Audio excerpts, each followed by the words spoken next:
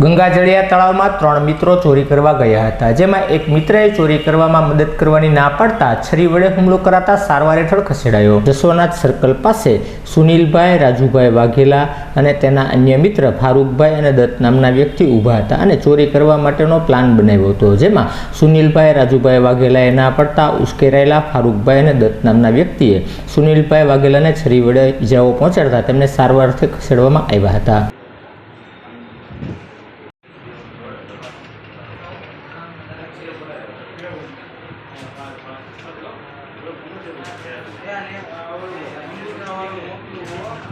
સુનિલ રાજુભાઈ વાઘેલા, ક્યાં ગયો તમે સુનિલભાઈ?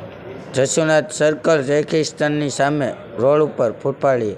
શું બનાવ બન્યો તો? કાંઈ નહીં, એ મને એમ કીધું કે મારી યારે હાલ અહીંયા ઓફિસમાં ઓલો કબાટ છે ને એ તોડવા। હું ન ગયો, હું દાળપુરીના કામ કરતો હતો અને ચલમ પીતો હતો અને એ આવીને પહેલાં ઊંધી છરી મારી, પછી ત્યાં પીપળા હેઠે, પછી પાછો આવ્યો। એ લોકો અંદર ગયા હતા અંદર ઓફિસમાં, પછી પાછા આવ્યા, પછી હું ચલમ બનાવતો હતો, હું પીતો હતો મારી રીતે એકલો।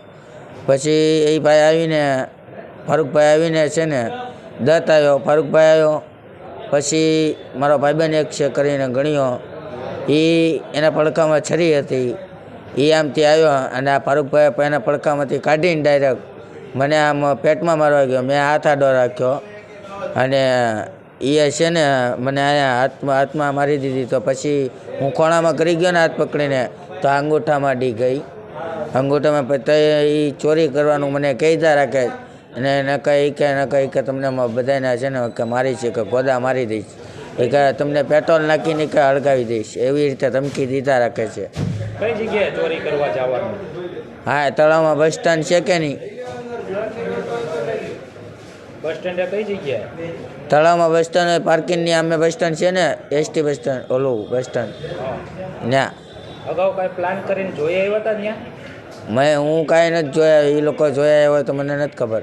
કોણ કોણ હતા ચોરી કરવા જવા માટે તૈયાર?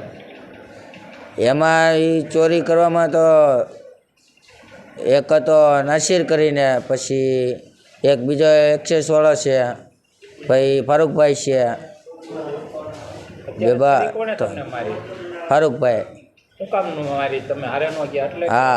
હા, મેં કીધું મારે નથી આવવું, મારે ચોરી નથી કરવી, હું આ દાળપુરીમાં, મને દાળપુરીવાળા ભાઈ છે ને 150 રૂપિયા આપે, હું આખો દી ડુંગળી કાપ્યા રાખું, કામ કર્યા રાખું।